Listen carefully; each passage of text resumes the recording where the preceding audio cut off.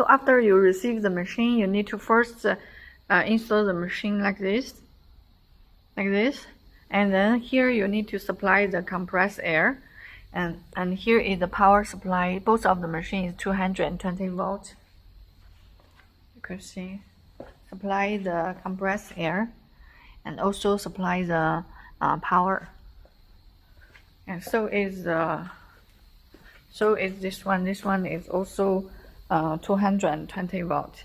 So supply these machines, and here you need to go in the bottle like this. And for different bottles, you need to adjust this one, and move the distance so the bottles could be fitted well. We have make the marks on the joint together, so you can easily join the conveyor belt together.